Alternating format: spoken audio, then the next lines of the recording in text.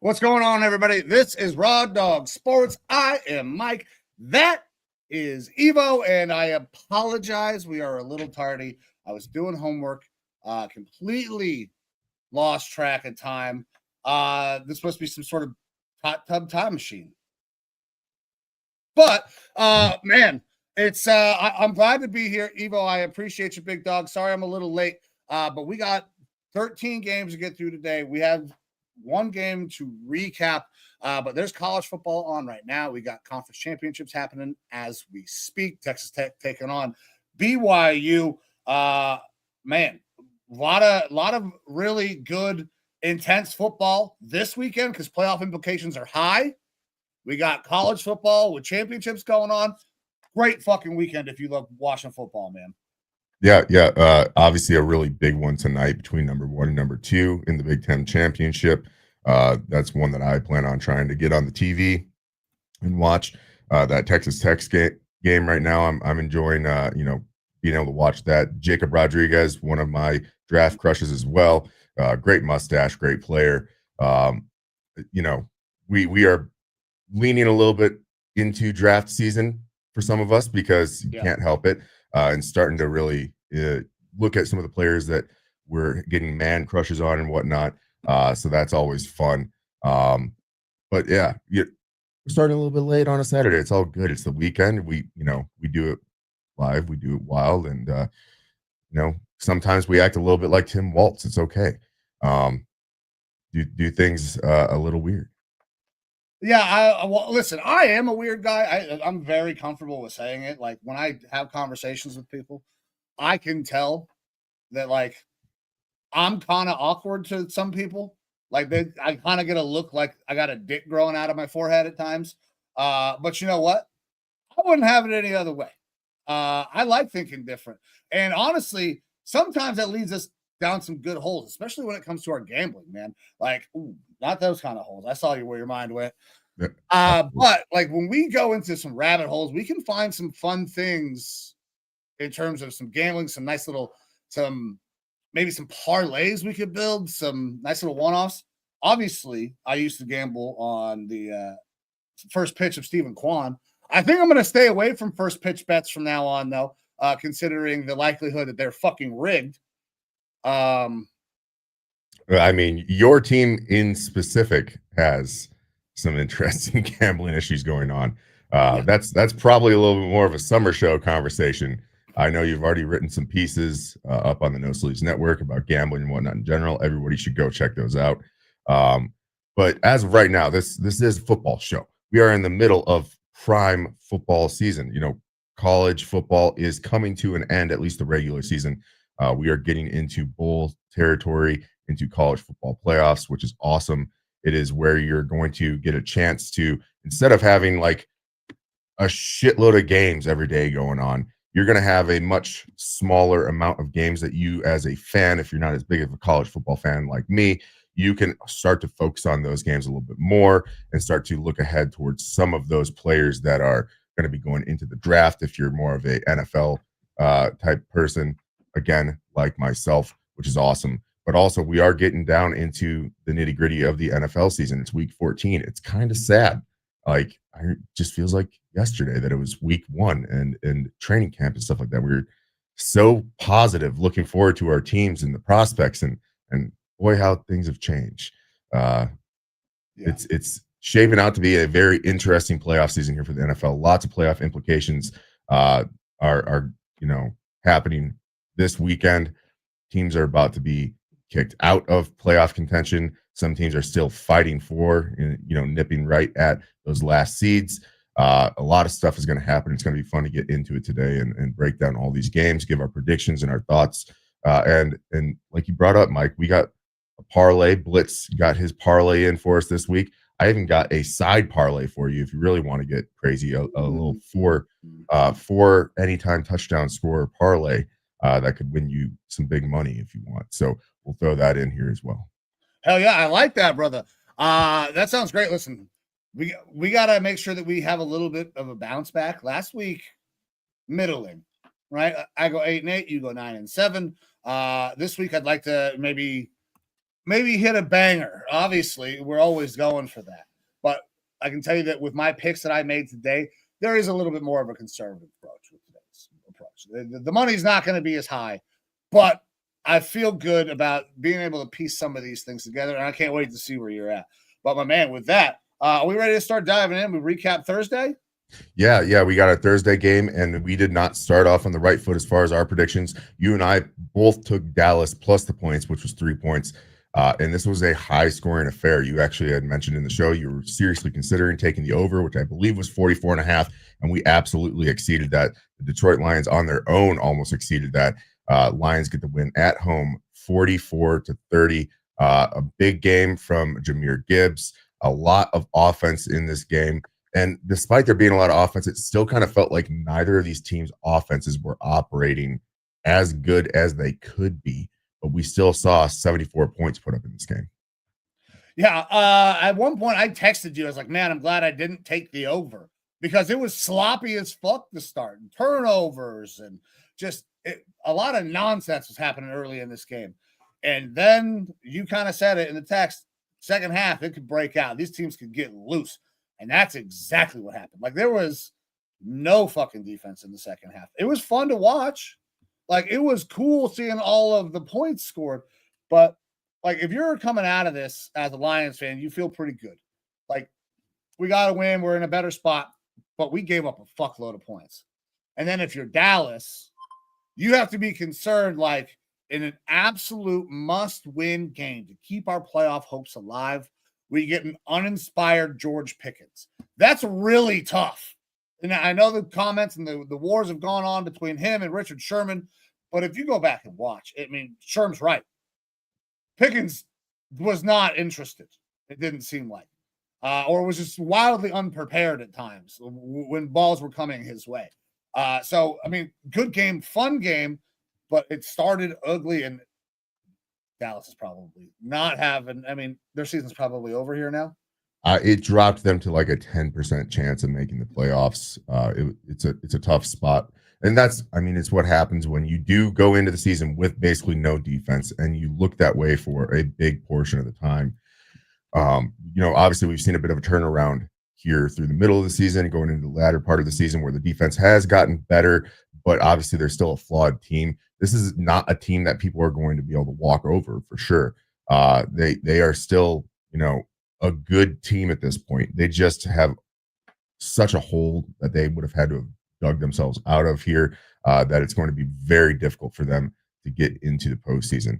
And yeah, you brought up, we saw some uninspired play from particularly George Pickens. And that's one of the things that we saw a lot more from him when he was with Pittsburgh.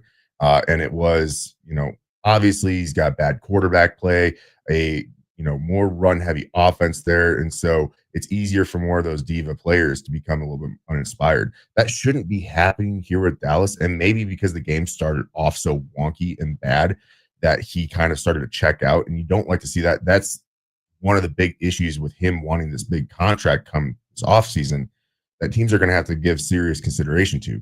If we start off a game bad, is he going to check out? If we run more of a run-heavy script in a game, is he going to check out and not be available to us? It's one of the concerns with him. When he is on and playing well, he is one of the better wide receivers in the league, and we've seen that plenty this year. And there was an opportunity, especially in that second half, if he checked back in, for him to be a huge part of this game. You have CeeDee Lamb get 6 catches for 121 yards before going out with a concussion. We'll see how soon he's back. But instead of George Pickens stepping up and being the guy, he just kind of is out there on the field a little bit more lackadaisical. We saw a deep pass towards the end of the game that it looked like he had a chance to adjust and get because he had the defenders beaten, and he didn't look like he put a whole lot of effort into it. And that probably would have been, 50, 60-yard catch at least. Right. Instead, Ryan Flournoy, another name that is kind of like one of those, you have to be a bit of a football junkie to know who that is. He's a second-year player. I'm tracking him being on Dallas, but obviously he's a guy that you're like, oh, this is a fourth, fifth guy in the depth chart, usually not a big, contributor. He goes out and has a really nice game, 9 catches and 115 yards for a touchdown. Really nice game for him, but it shouldn't be that guy picking up the slack. It should be George Pickens saying, okay, we are still within striking range of this Detroit team. I need to step up into this number 1 wide receiver role, and we just didn't really see that. Big breakout game as well from James Williams. Evo, just real quick, I think it might be a good thing for Dallas going on in the future that Flournoy showed that he can be the guy to step up, because if that's the effort that you're always going to get from George, like, do you want to re-sign George? Because George is obviously incredibly talented at all points, right? Like, he's a great football player, but if he's not invested, he doesn't play well. So do you want to pay that guy?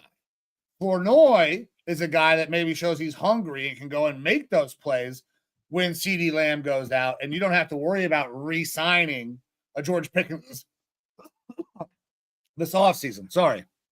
Yeah, like it is a really tough situation because I don't think Flournoy does this in most games. He was playing against a bad secondary, a secondary that lost Brian Branch by the end to a torn Achilles.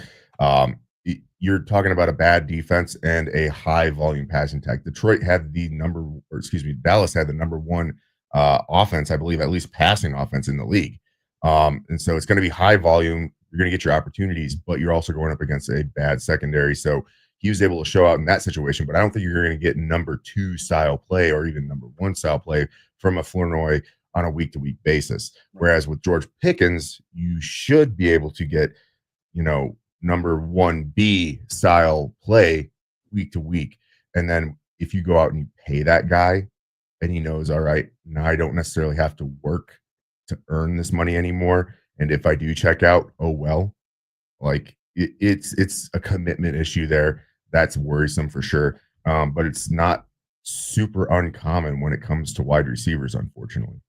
Yeah, that is a very common trait. We've talked about deep wide receivers on this show several times, and the history is pretty extensive. But my man, you got anything else on this Cowboys game before we start diving into this week? No, other than Jameson Williams, kind of a breakout game for him, 7 catches, 96 yards. I saw a lot of scuttlebutt out there on the socials this week about this was going to be a big Jameson Williams game, and I didn't bite on it because I haven't seen it consistently.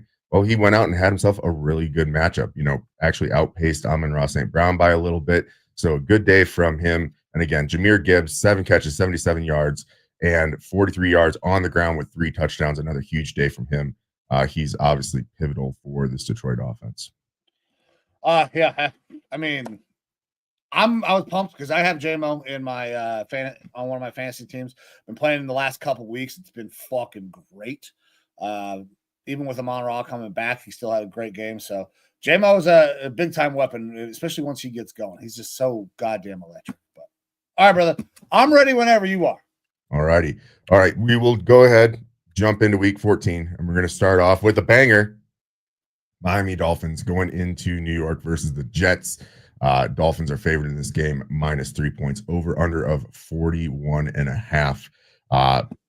Miami Dolphins, I believe, are like 0-8 with 2 at quarterback in games where it's 40 degrees or less. And the New York Jets are 0-7 in like their last 7 games versus the Dolphins. Someone has to break a streak here. Someone has to win this game.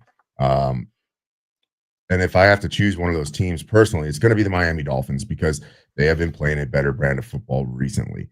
Obviously, we saw Tyrod Taylor out there at quarterback with the Jets, and it provided them a little bit of a spark last week. One thing that I wish I could bang the gavel for is we know there's going to be at least 1 interception from Tua. He typically has at least 1 interception per game, but he also has at least 1 passing touchdown per game. And we've seen him be able to utilize some of those offensive weapons better. They're in a soft part of their schedule where the team is doing decent compared to how they were at the beginning of the year. I'm not dropping the points here, but I am going to take Miami Dolphins on the money line to win this game just because this is a softer part of their schedule. They seem to be clicking a little bit better. I still don't think they're a good team, but I think that they have the ability to win this game. All right. So they do have an ability to win this game, but I think that the Jets are starting to kind of catch on a little bit, especially with Tyrod playing quarterback. Like that offense looks way better. The defense can be coached well. I mean, Aaron Glenn's a good coach. We know that. But it took some time to kind of start figuring it out. I wish this was 3.5, but it's not. I still think the Jets can keep this thing close. I'm taking the Jets plus the points here. I think they could win if they get consistent quarterback play from Tyrod again. Just because we have the Dolphins, while they have been good, we've also seen them be absolutely abysmal. This is kind of a toss-up. So I'm going to ride with the Jets in the points. All righty, sounds good. Next up, Seattle Seahawks going into Atlanta versus the Kirk O'Chains-led Falcons. The Seahawks are road favorites here, minus 6.5 points for minus 115 odds, over under of 44.5. We saw a bit of a muted Seahawks team last week versus my Vikings, but they're going up against a different team this week in the Falcons, and the Falcons are kind of in a weird spot. I know that you have a lot of thoughts on them. We've heard those thoughts last week and the entire season. And I heard some interesting stuff about the team this week. Shout out to the NFL Stock Exchange. Great podcast. Trevor Sikkema. I love the work that they do there with PFF and whatnot. And they actually did a franchise episode for the Atlanta Falcons. And it actually brought forth some stuff that I didn't understand about this team. Now, it matters a little bit less when it comes to Kirk Cousins at quarterback potentially, but apparently they were just extremely predictable on offense. And I think that the biggest problems, last week I said, I don't know, I can't pinpoint what the issue is with this team because they have some talented pieces. Apparently, if they had Penix under center, 80% of the time they're running the ball. If they had him in shotgun, 80% or more, they were passing the ball. So defenses could essentially, with a high rate of prediction, know what they're getting thrown at them. And that's not a good way to run your offense. Also, Penix is one of the best percentage-wise play action quarterbacks. He's really good at throwing on the play action, and they are running it at one of the lowest rates of any team this season. So they're like leaning away from some of the stuff that they do good, and they are, scripting their plays where the defense is able to know what's going on. To me, that's an offensive issue. Zach Robinson's there. Obviously, he comes from the McVay tree. There's big thoughts about what he could do there, but I think that he is probably schematically the problem right now because they do have some talented pieces there. Defensively, we've seen some really good stuff from them this year, but they are running a very young roster on defense.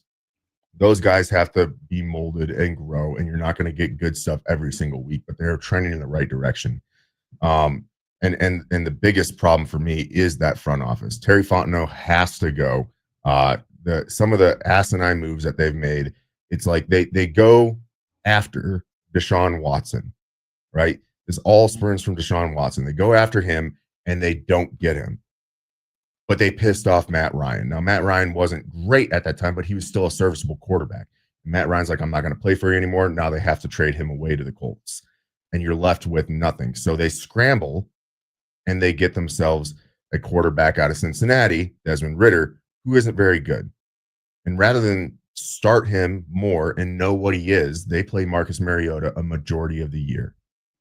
And they only play Ridder for the last 4 games. And so now you've left yourself in this spot where it's like, well, we didn't like what we saw from Ridder, but we didn't give him enough runway to know what we truly have. So now you're kind of locked into the next year. We're going to go in with Ridder and give him a full chance. And, oh, well, he turns out bad. So now we go into the draft saying, well, we need a quarterback. We need quarterback bad. They go out in free agency and sign Kirk Cousins to a tremendous contract and draft a quarterback. But the defense was the big problem there for this team. Like they should have gotten a quarterback and then focused on defense. Kirk Cousins could have been okay for them, and obviously they started off last year pretty good with Kirk Cousins. Yeah. But they didn't have a defense.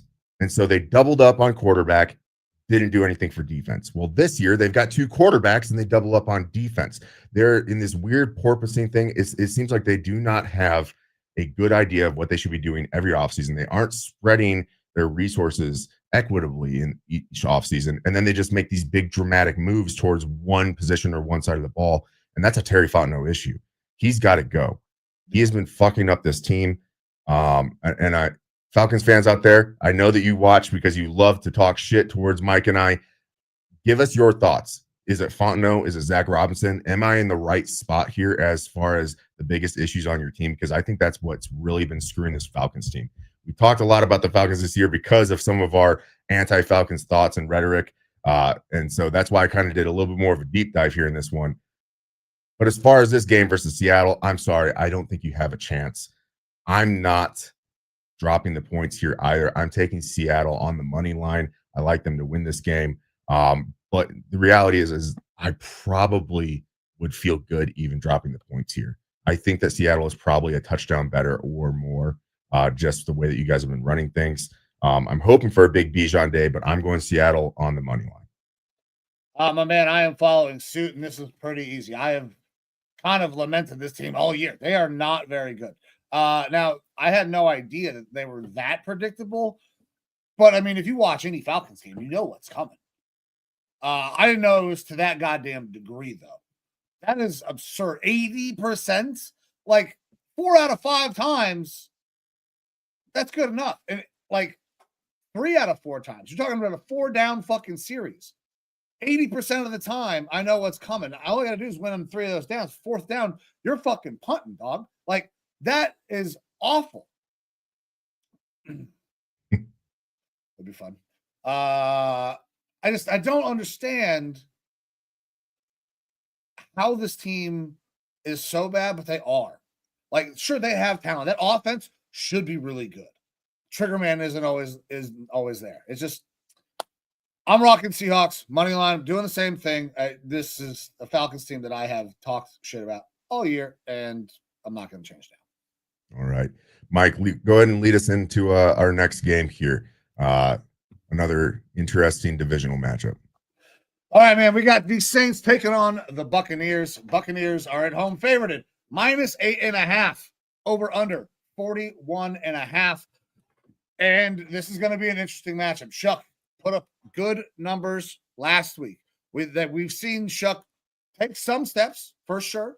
But this is a Bucs team that's kind of fighting for their playoff lives. They have got to get a win this week. They have been banged up all year. You got Baker Mayfield taking on Tyler Shuck. Interesting matchup. My man, where are you at in this game? I know how I feel, and I'm still not a Shucker. Where are you going? Yeah, you said it in our show, our last show, that, you know, while Shuck has made some steps forward, that the difference between him and Rattler isn't that dramatic. In some stances, I would lean playing Rattler over Shuck. But obviously, you need to see what you have in Tyler Shuck so you can go into this offseason and know, do we need to look for a new quarterback or do we have something that we can develop?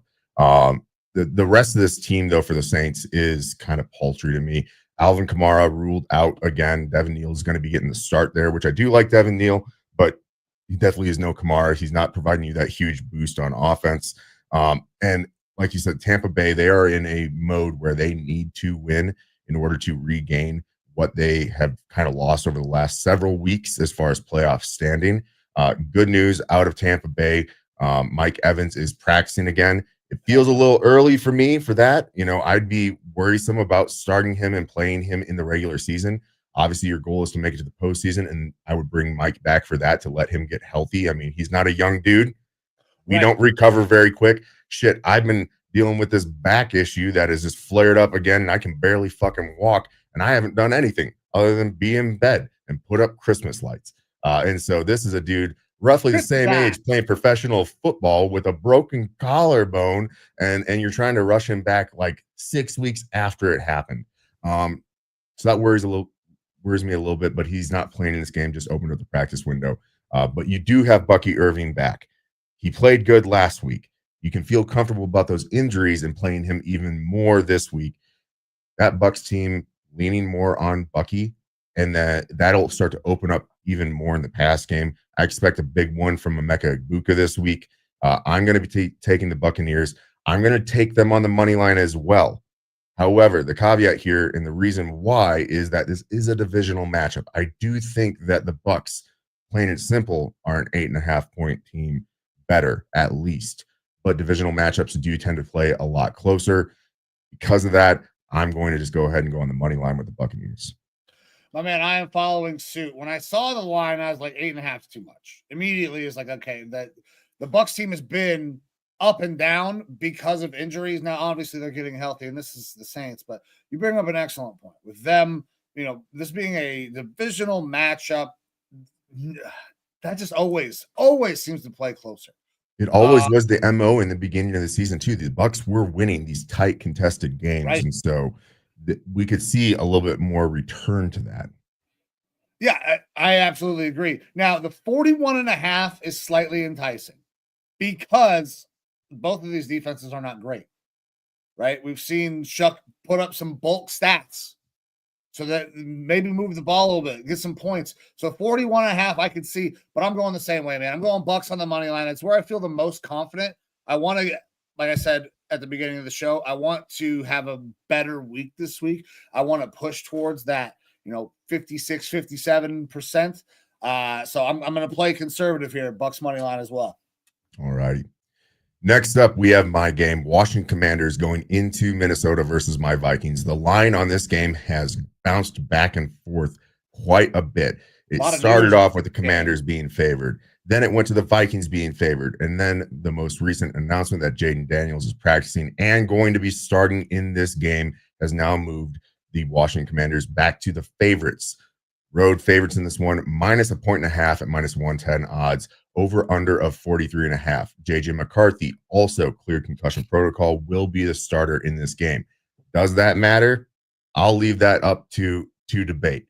One thing that I do know is that Brian Flores went up against a really good team last week and really did a good job against that Seattle offense.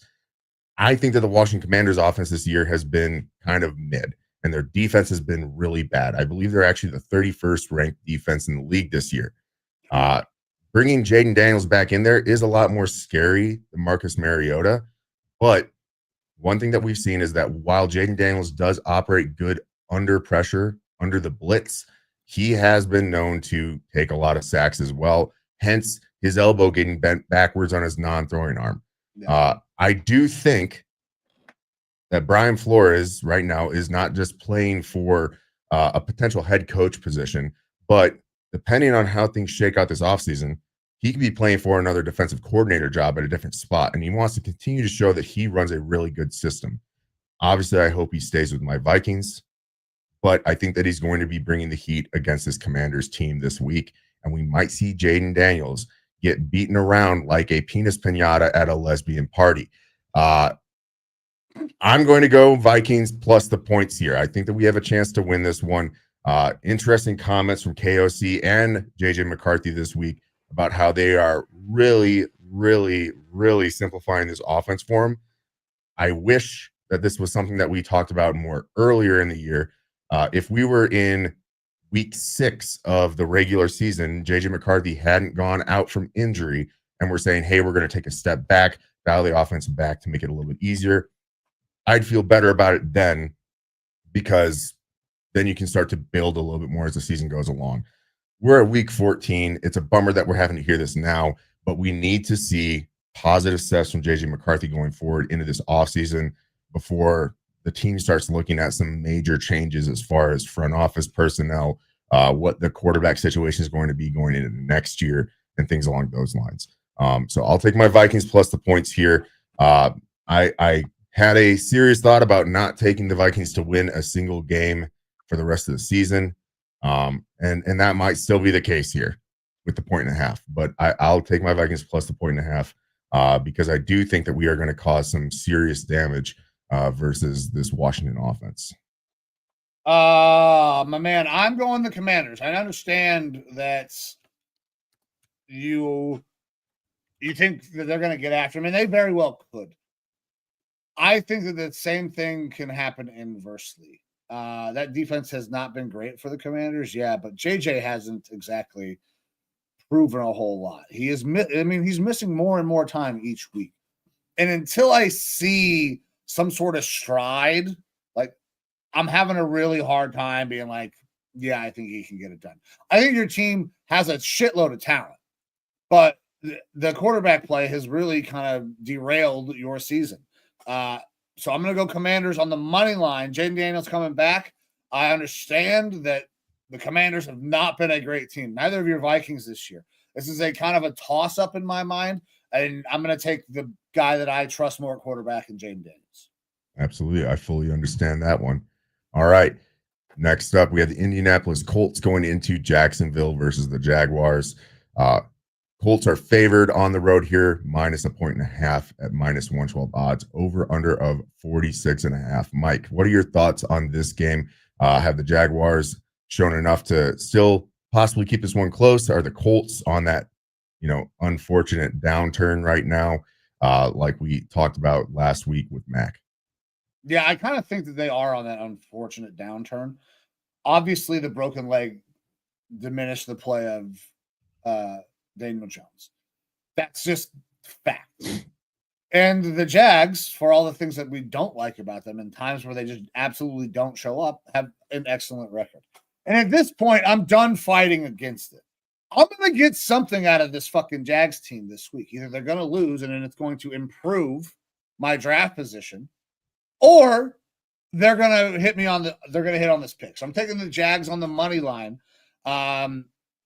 Obviously, the Colts, I think, have a shitload of talent, but injuries are starting to creep up. This is that time of the year where it can completely derail your season. A broken leg to your quarterback and allowing teams to just key on your best fucking player and run blitz constantly is a huge problem. And they don't have a quality backup they could bring in to give Daniel Jones a break. Anthony Richardson is not it. And who was the other guy they brought in? The rookie from Notre Dame. Can't think of his name, but he's primarily not Lincoln Riley. What Riley Leonard? That's it. Yeah. Is not an NFL quarterback. So they really kind of sabotaged what could have been an amazing season because of one injury to their quarterback. I think that they had a competent backup. I mean, you bring Jameis Winston in that motherfucker. Colts are still balling. It'd be a lot of fun. Yeah. Jameis Winston is just fun. Yeah. So I'm right in the Jags here, but I think the Colts actually are a better team, but injuries fucked them.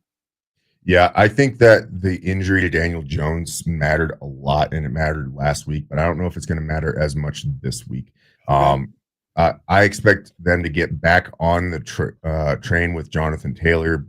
Obviously, they've gone up against a couple really good defenses the past couple weeks that have the capability to slow that run game down.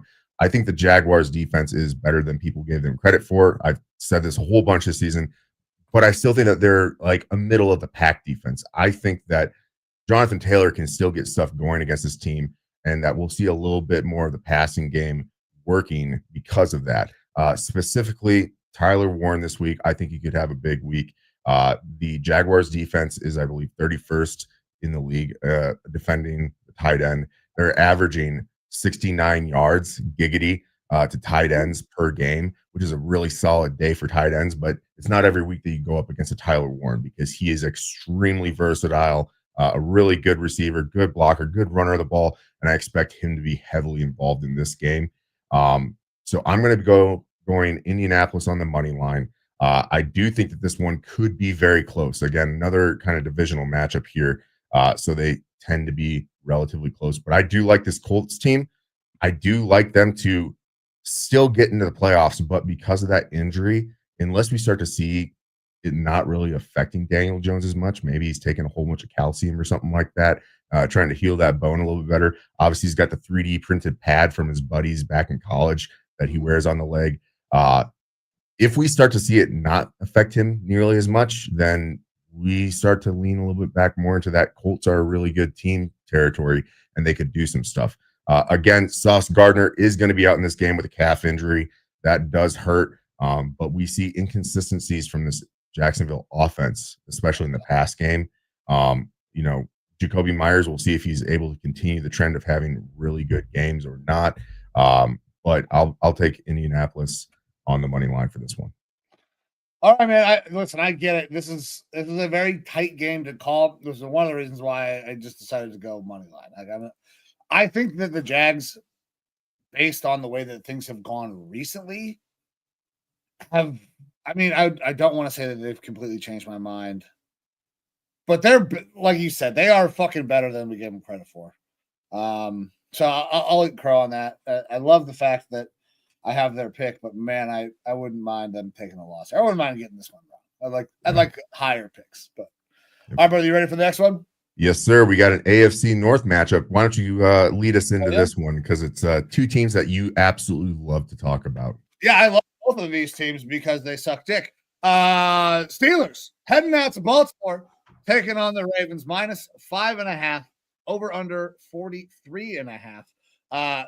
This is the decider in the division, in my opinion. The Ravens have a chance to kind of let the Steelers know that we have been the better team basically all year, and I think they will do that. I do not expect Aaron Rodgers to play well in this game. I think the Ravens have a chance to really come out and show that they are a decent quality team. Now, that's all going to depend on how Lamar plays. Lamar obviously has been banged up all fucking year. But banged up Lamar Jackson has still outplayed healthy Aaron Rodgers at basically every point of the fucking season. Aaron has not been spectacular. He has not been the quarterback that the Steelers need to take them over the top and to actually compete and maybe win a game in the playoffs. That's not who he is. He's not that guy. I got the Ravens in what I think could be more than 5.5, but I'm not doing that. Like I said, playing it conservative. I'm going Ravens money line. Evo, where are you going? Same thing, man. Baltimore on the money line. The Ravens have been an inconsistent team this year, but I do think that they are still very talented. The defense has obviously stepped up a ton from what they had earlier in the year. And if they start to get anything going on offense, like we've seen in previous seasons, if Lamar starts to look like Lamar from just last year, if Derrick Henry starts to look like Derrick Henry from last year, all of a sudden the Ravens become probably one of the favorites in the playoffs this year because they came into the year as one of the more talented rosters out there. And if things just start to click, that it could be off to the races for them in a very gettable AFC right now, where no team is kind of running away outside of maybe the Patriots with, being called the best team in the AFC. So I'm going Baltimore on the money line here. The Steelers talk. Rodgers, we have all season talked shit about them hiring Rodgers. He is not Aaron Rodgers from the past. He's an old man. He's broken, literally and figuratively, and probably morally. That hand is going to be his excuse as to why things aren't going well. We've seen DK Metcalf be a non-factor for weeks. Obviously, going out there and trading for him, a lot of people were super excited about that. It feels like while he's very talented, the picks that they sent over are probably as wasteful as an Alabama library at this point. He's not doing a whole lot for this team. They're not going to have a good quarterback going forward because I don't expect Aaron Rodgers to be there next year. And even if he is, you're not utilizing DK Metcalf's skill set. I think Will Howard has something to bring to the table, but we're not going to see him while Aaron Rodgers is there because even if Rodgers gets hurt, they're just going to go to Mason Rudolph, apparently. So Baltimore in this one for me on the money line as well. All right. Makes sense to me, man. You ready to tee us up for the next one? Yeah, next one. Your game. Banger. Tennessee Titans versus Cleveland Browns. Browns are at home and they are favored -3.5 points, over under of 33.5. They're expecting this to be a nice low scoring game. Yeah, they don't see this one getting loose at all. Look, Titans have been real bad this year. Cam Ward has had a real rough season. You don't have much of anything on offense for the Titans. Though, if you're looking to add this into a parlay, Tajay Spears, since he's been back, has gotten at least 20 receiving yards in every game. So that's something that you could throw into a parlay if you want. I don't believe it's part of any of our parlays this week so far.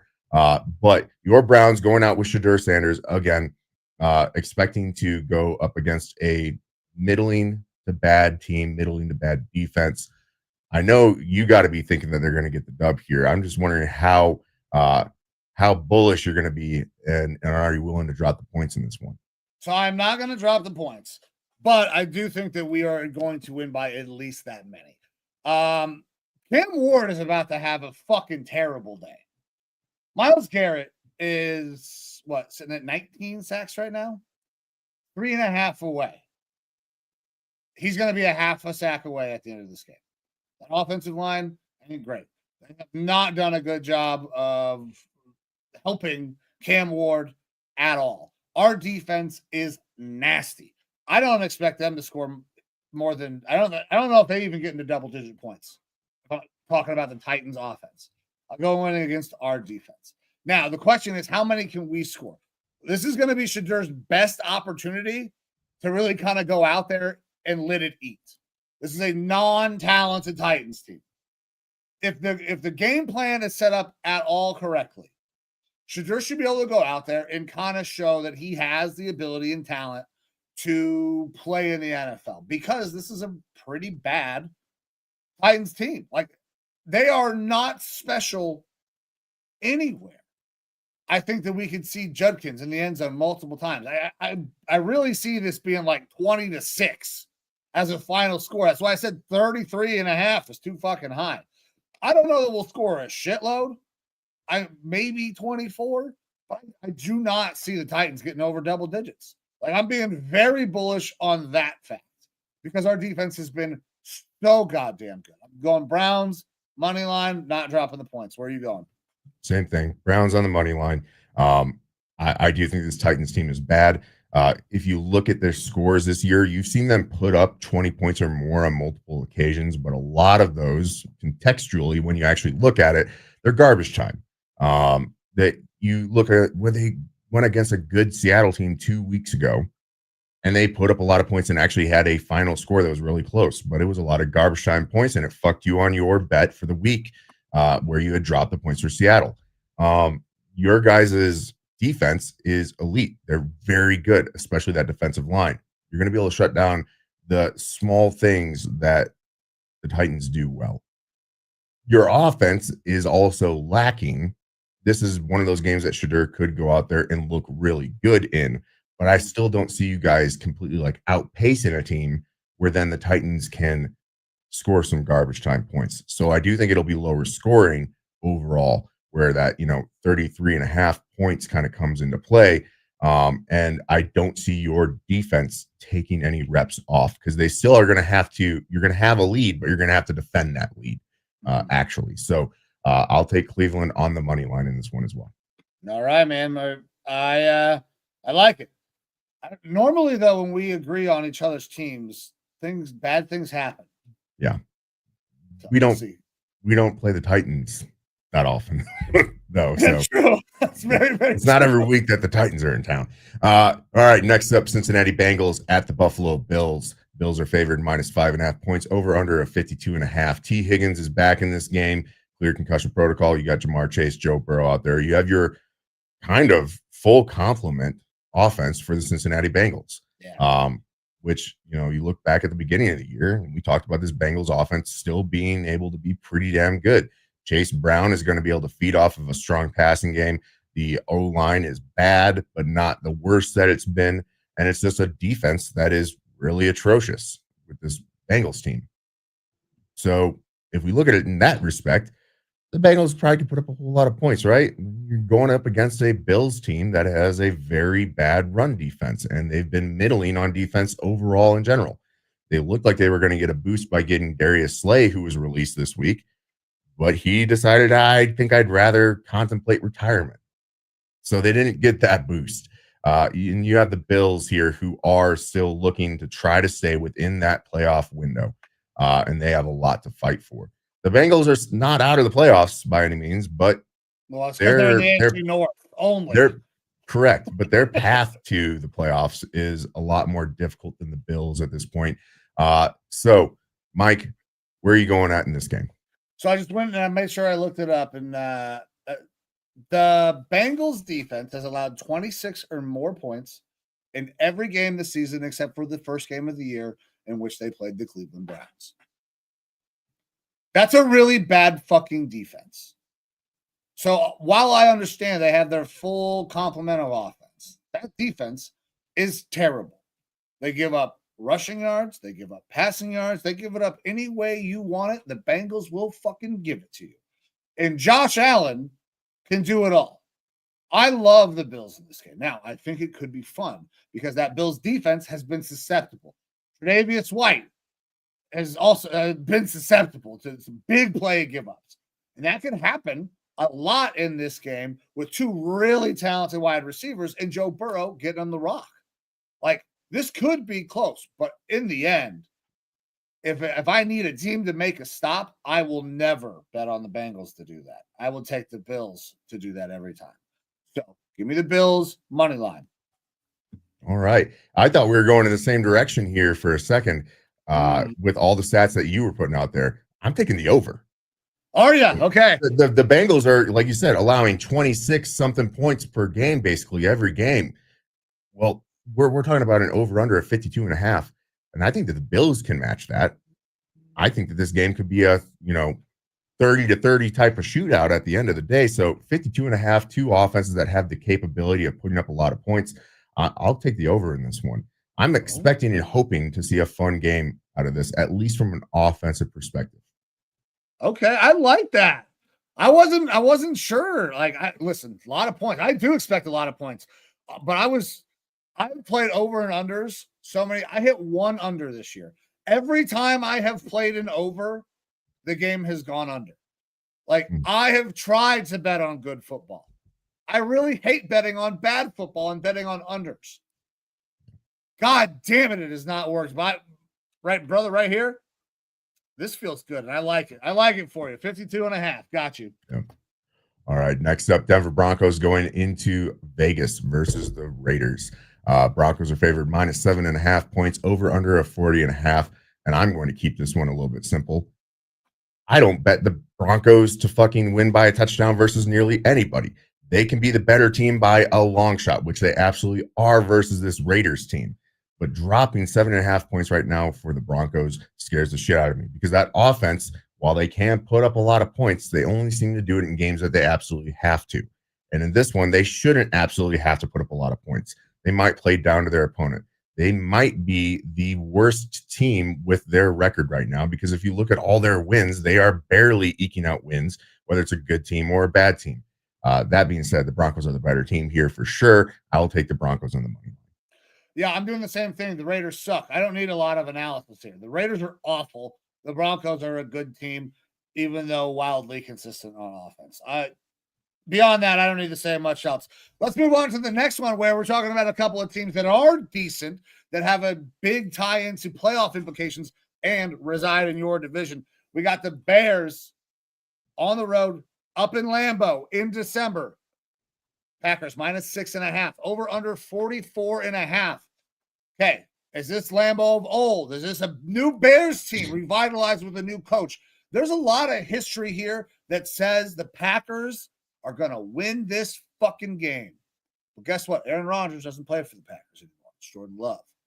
Where are you going in this? Is Jordan Love going to go out there and is he going to own the Bears, or is this a new fucking Bears team led by a damn good head coach reining in a quarterback who sometimes gets a little crazy? Where are you going? It's Toyota-thon, my dude. It's Toyota-thon. Jordan Love plays better during Toyota-thon. I don't care about Lambeau. Jordan Love plays better during Toyota-thon. We've seen Romeo Doubs have good games. We've seen Christian Watson have some good games.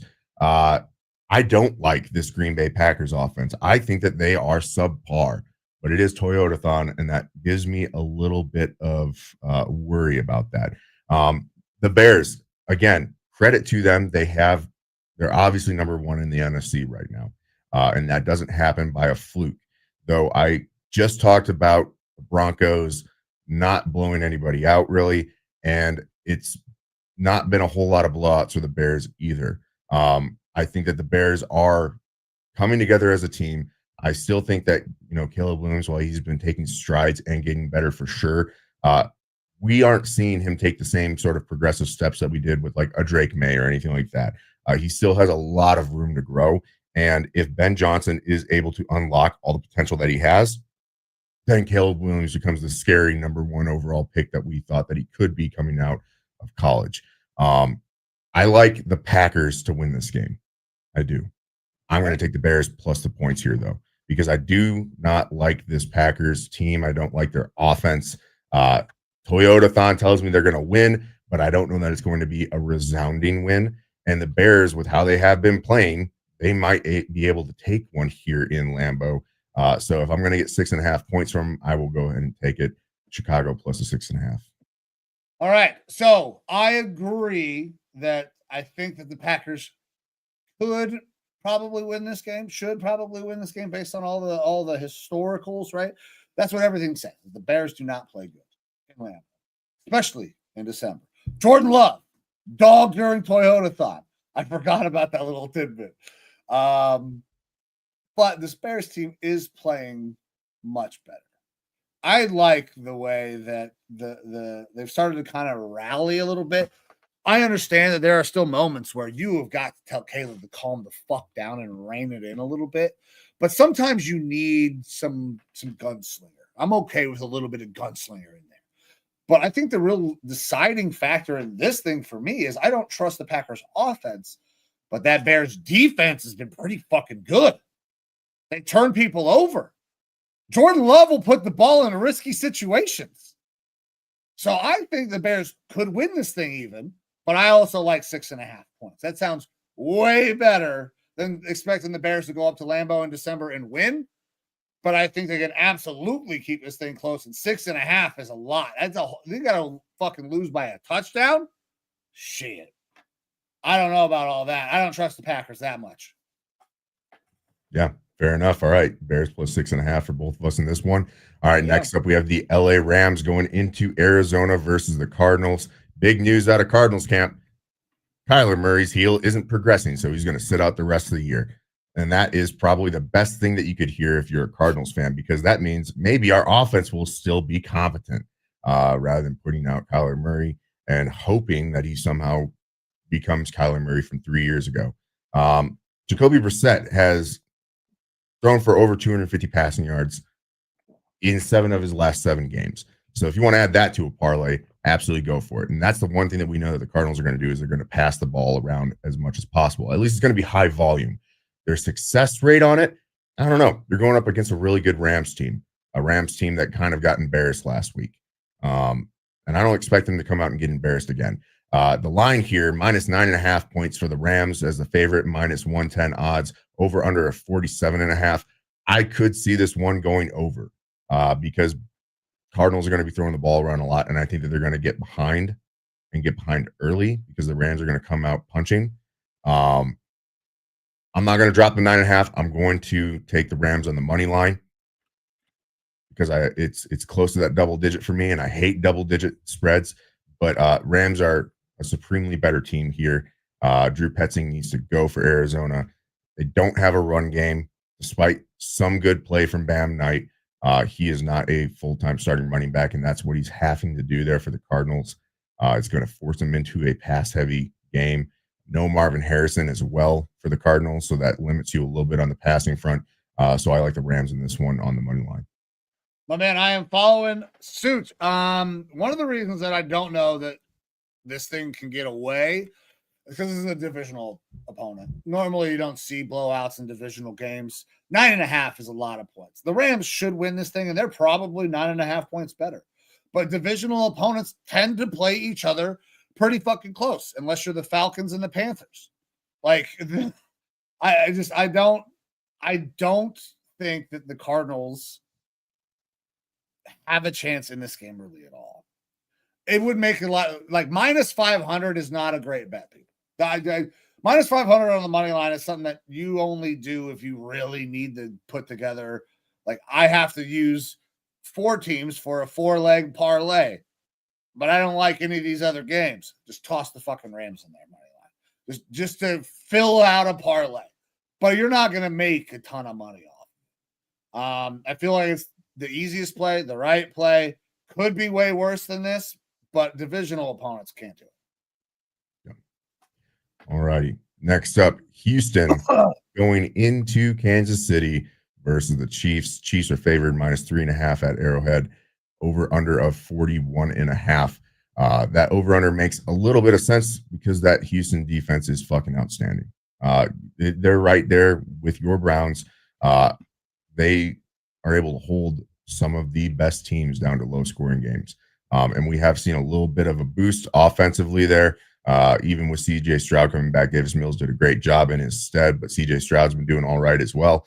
And you have the Kansas City Chiefs, who are outside looking in at the playoffs this year.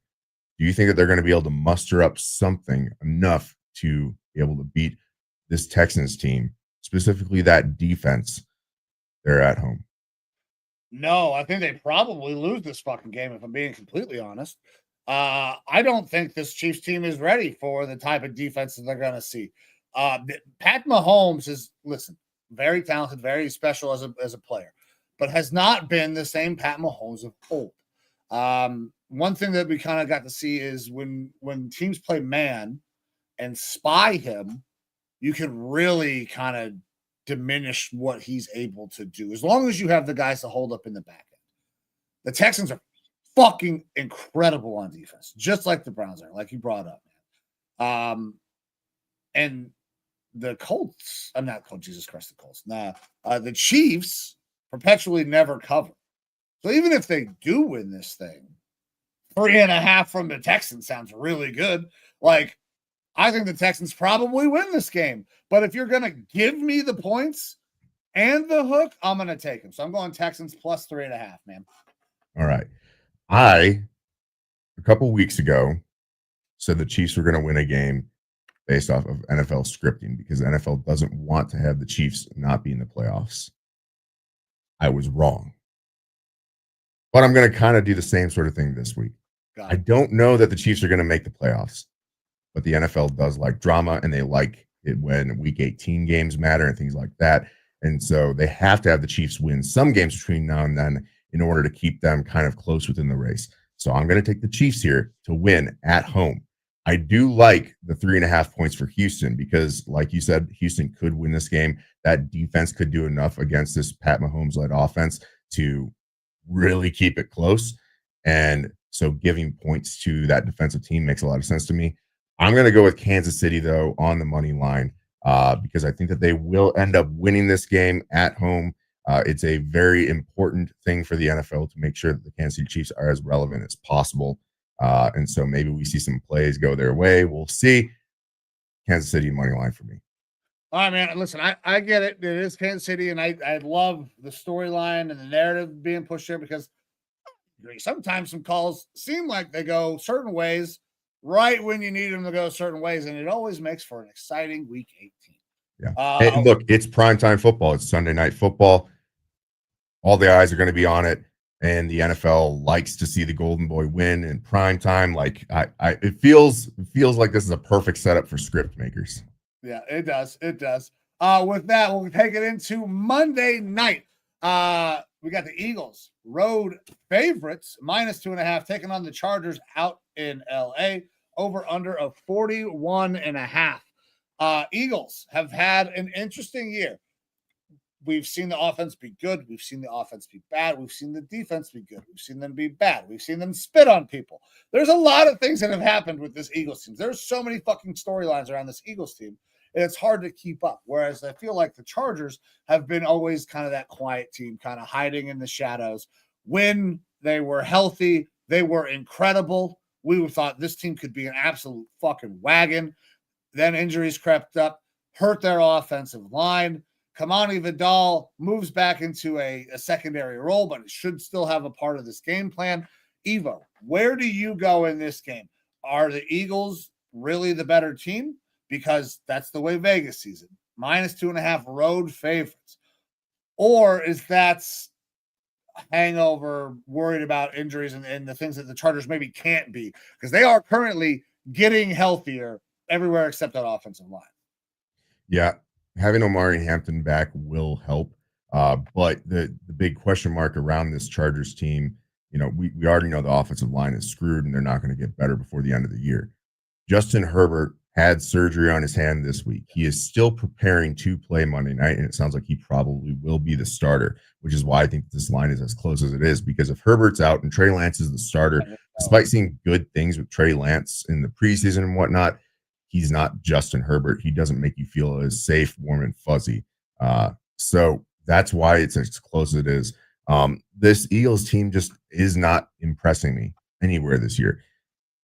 A.J. Brown has all of a sudden become a really good receiving option again, especially in fantasy over the past 3-4 weeks. I think he's like the number one scoring receiver. He's had a couple really good weeks under his belt there, which bodes well for the Philly offense. But the one thing that Philly rode all the way to the playoffs and the Super Bowl last year was Saquon Barkley, and that hasn't really changed. Saquon's a good running back still, but he's not putting up the gaudy numbers. He's not completely carrying this team. I think that these teams are a lot more evenly matched right now because Philly is not going with what their best asset is, and that's the running game. And the Chargers can't be what they want to be, which is a run-heavy team because of that offensive line, and it has caused injuries to their star player, Justin Herbert. I'm going to take the points here because I do think that this one could come down to the end. It could be very close, and I'll take the team that's getting points if I think it's going to be a very close game. So Chargers plus the 2.5 for me. Okay. I was not expecting that, but I understand it. I'm going Eagles on the money line. Back-to-back losses from the Eagles, right? I don't see them losing 3 straight. Heading into a part of their year where they really need to try to get this offense on the right track before you get into the playoffs. I mean, we're in the last quarter of the season now. Like that, we're there, guys. This season's fucking almost basically over, and that offense has still not been great. They gotta find a way to get a win, to get the offense going, and it's gonna be tough against the Chargers team. But I think that they could probably turn really good defensive plays into some easy offense this week. So I'm going Eagles on the money line. All right, sounds good. Well, that wraps up our Week 14 slate of games, along with all of our picks. But we do have one more thing to go over. We got a good boy here at Raw Dog Sports, a good boy named Blitz, and he's got a parlay for you guys this week. Blitz's big ass bet, brought to you by Raw Dog Sports and the No Sleeves Network. We got Tyler Warren, 60 or more receiving yards at plus 118 odds. If you remember that stat I gave you earlier, Jaguars defense is giving up 69 yards on average, giggity, to opposing team tight ends. So 60 or more receiving yards from Tyler Warren at plus 118 odds feels pretty good. We got Sam Darnold going out there and kind of having a bounce back game and getting 2 passing touchdowns or more in this at minus 112 odds. And then DeVon Achane has been the one focal point of this Dolphins offense, who has performed really well, both on the ground and through the air. So 125 rushing receiving yards from him for plus 104 odds puts us at plus 741 for Blitz's big bet. That's a pretty good little parlay there. Plus 118 seems like that's stealing candy from a baby. Plus 60 plus yards for Tyler Warren. And Achane, I mean, if the Dolphins are going to win, he's going to have to be a huge part of that offense. He's had to be basically their entire offense. And you know what? Sam's had a year. I like this. Blitz put together a nice little spot here. And plus 741, that pays a decent little chunk. $10 pays what, 74 in a nickel or in a dime. Yeah, absolutely. Now look, I did kind of preface this earlier. I said that I had a little side parlay for you. There's no graphic for it. So if you're watching, if you're listening, we really, really appreciate you. Thank you for all the support and everything that you guys do for us.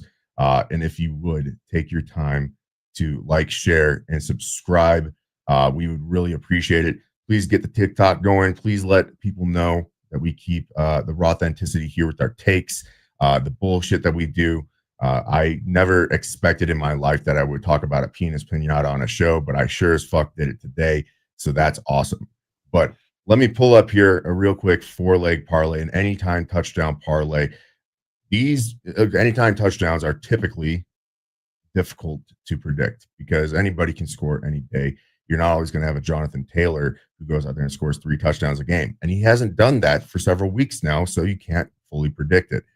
But got a nice little parlay here. I feel decent about it. Obviously, some of them aren't as, bang the gavel for as others, but just putting $1 on this will win you over $53 here. So we got a Emeka Egbuka anytime touchdown. I think that the running game is going to help the passing game there for the Bucs, and that is going to open things back up for Emeka Egbuka. We've seen a little bit of a drop-off from him, especially since Bucky's not been out there.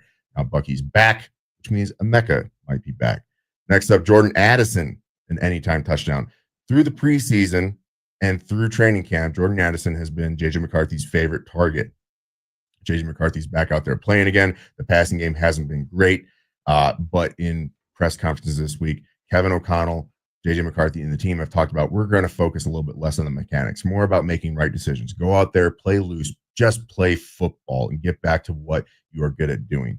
So I think that there's a possibility we might see a little of a boost in the passing game. I mean, I'm praying to God that it happens sooner or later. And since Addison has been one of his favorite targets through earlier in the year, possibly getting a touchdown there. Troy Franklin, anytime touchdown versus the Vegas Raiders. Someone's got to get a touchdown for Bo Nix. Bo Nix likes that Troy Franklin connection, so I expect him to throw one up there. And then a Kyren Williams, anytime touchdown. Kyren Williams, one of the quieter, best backs in the league, always being used down by that goal line. Blake Corum gets a little bit in the middle of the field, but down by the goal line, it's still Kyren Williams in there. Expect them to pound in the rock.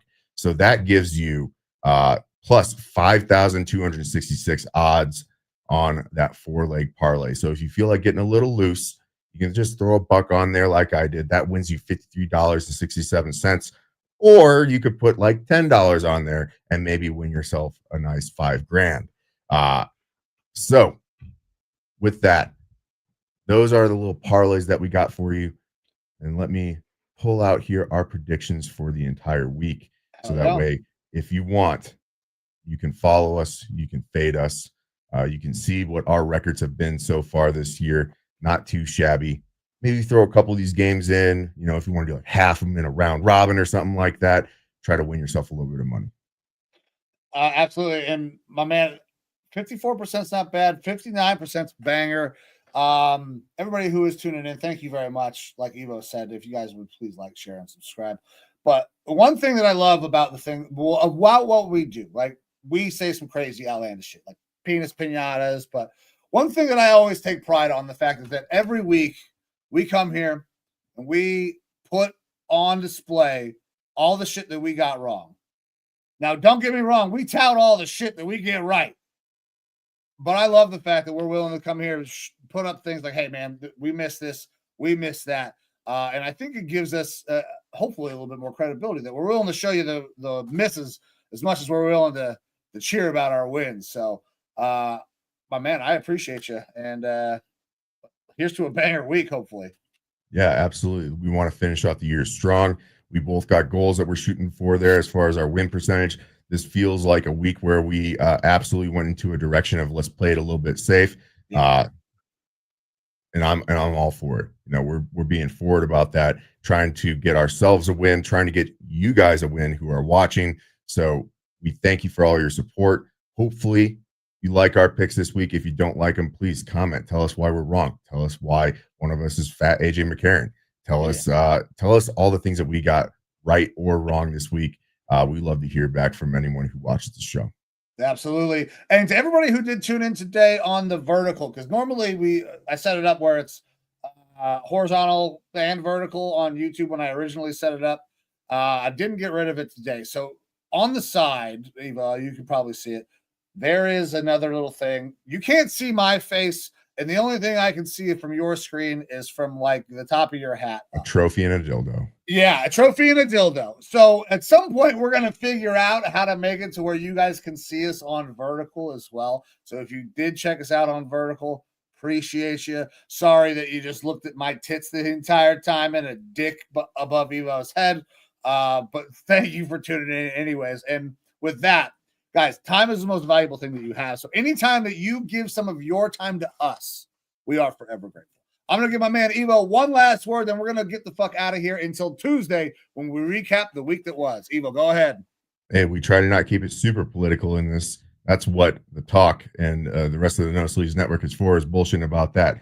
But whatever you do not drive by Tim Walz's house and call him the R word, because it might incite violence. I don't know. That would be a shame. If I lived in Minnesota, I definitely wouldn't do it just for the lulz. So don't do that this week. Okay. Agreed. Guys, be good to one another. Be good to yourselves. We'll see you on Tuesday. But we're getting the fuck out of here. See you.